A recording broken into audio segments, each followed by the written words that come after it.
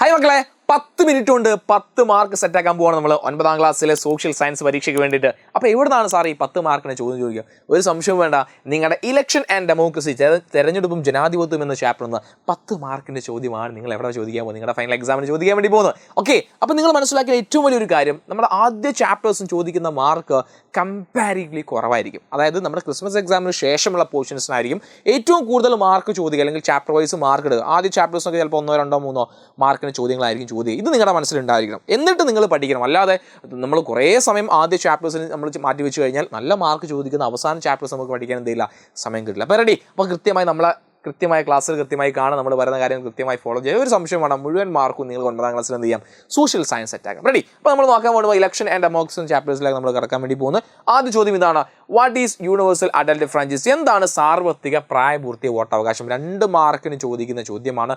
എളുപ്പത്തിൽ നിങ്ങൾക്ക് ഇടാം. എന്താണ് ഈ സാർവത്രിക അല്ലെങ്കിൽ യൂണിവേഴ്സൽ അഡൽട്ട് ഫ്രാഞ്ചൈസി എന്ന് പറഞ്ഞു കഴിഞ്ഞാൽ എല്ലാവർക്കും അല്ലേ, the right to all adult citizens to vote irrespective of their caste, religion, race, language, sex, place of birth, etc.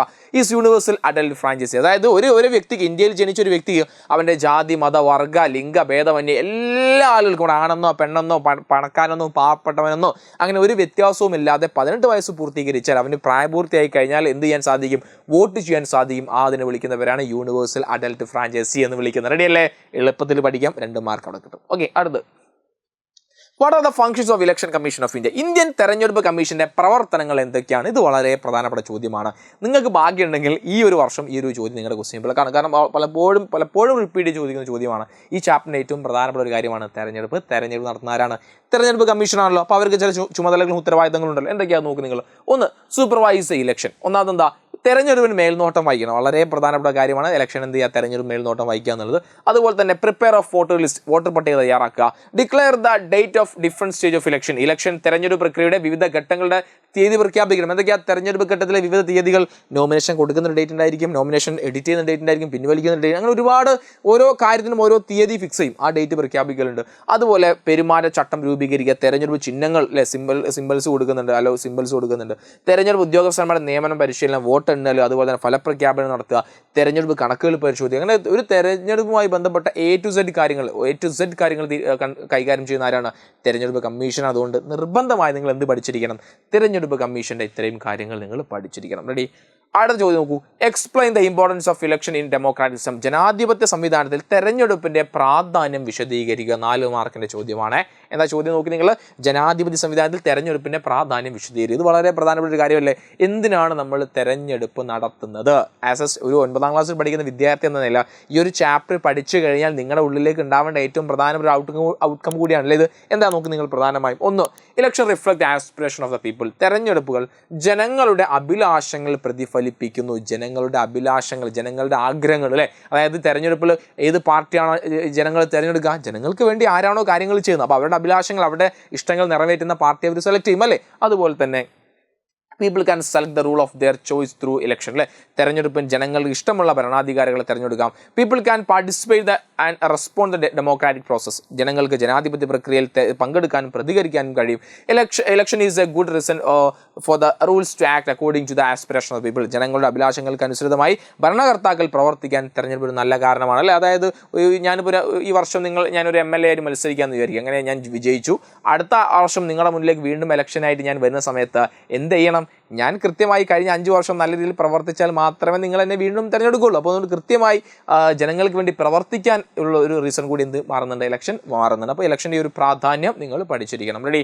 ഇനി മക്കളെ അടുത്ത ഒരു 6 മാർക്കിന് ചോദ്യമാണ്. Give an account of the election commission of India based on the following hints. താഴെ കൊടുത്തിരിക്കുന്ന സൂചനകൾ അടിസ്ഥാനമാക്കി ഇന്ത്യൻ തെരഞ്ഞെടുപ്പ് കമ്മീഷനെ കുറിച്ച് ഒരു കുറിപ്പ് തയ്യാറാക്കാനാണ് പറഞ്ഞത് അല്ലേ. അതായത് 2 ഹിൻസ് കൊടുത്തിട്ടുണ്ട്. ഒന്ന് ഫങ്ഷൻസ് ഓഫ് ഇലക്ഷൻ കമ്മീഷൻ്റെ പ്രവർത്തനങ്ങൾ, ചുമതലകളുണ്ട്. അതുപോലെ ഇലക്ടോറൽ റിഫോംസ്, തെരഞ്ഞെടുപ്പിൻ്റെ പരിഷ്കാരങ്ങൾ. ഈ 2 കാര്യങ്ങൾ വെച്ചിട്ട് എന്തുണ്ടാക്കാനാണ് പറഞ്ഞിട്ടുള്ളത്? ഈ 2 കാര്യങ്ങൾ വെച്ചിട്ട് ഒരു കുറിപ്പ് തയ്യാറാക്കാനാണ് പറഞ്ഞിട്ടുള്ളത് അല്ലേ. അപ്പോൾ 2 ഓൾറെഡി നമ്മൾ ഇലക്ഷൻ കമ്മീഷൻ്റെ പ്രവർത്തനങ്ങൾ, ഫങ്ഷൻസ് നമ്മൾ ഓൾറെഡി ഡിസ്കസ് ചെയ്ത് കഴിഞ്ഞല്ലേ. അപ്പോൾ നമ്മളിത് പറയുന്നില്ല. ഇനി എന്തൊക്കെയാണ് ഇലക്ഷൻ്റെ റിഫോംസ്, പരിഷ്കാരങ്ങൾ എന്തൊക്കെയാണ് കൊണ്ടുവന്നതെന്നാണ് നമ്മൾ നോക്കാൻ വേണ്ടി പോകുന്നത്. നോക്കുന്നത് എന്തൊക്കെയാണ് തെരഞ്ഞെടുപ്പ് പരിഷ്കാരങ്ങൾ. 1, identity card with the voters photo has been introduce. എന്താ നമ്മൾ ആദ്യമായിട്ട് നമ്മുടെ വോട്ടർമാരുടെ ഫോട്ടോ പതിച്ച തിരിച്ചറിയൽ കാർഡുകൾ നമ്മൾ എന്ത് ചെയ്തിട്ടുണ്ട്, നമ്മൾ ഇൻട്രൊഡ്യൂസ് ചെയ്തിട്ടുണ്ട്.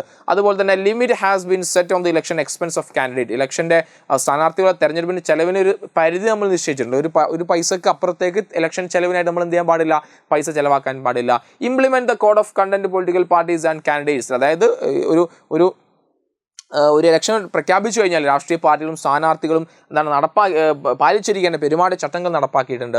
അതേപോലെ EVM ഇലക്ട്രോണിക് വോട്ടിംഗ് മെഷീൻ നമ്മൾ കൊണ്ടുവന്നു. അതേപോലെ വോട്ടർമാരുടെ ഫോട്ടോ സഹിതമുള്ള വോട്ടർമാരുടെ വോട്ടർ പട്ടിക നമ്മൾ പ്രസിദ്ധീകരിച്ചു. അതേപോലെ നെഗറ്റീവ് വോട്ടിംഗ് സംവിധാനം നമ്മൾ കൊണ്ടുവന്നു. അതായത് നെഗറ്റീവ് വോട്ടിംഗ് സംവിധാനം നോട്ടുണ്ട് അല്ലേ, നോട്ട എന്ന് പറഞ്ഞ സാധനം ഉണ്ടല്ലോ അല്ലേ.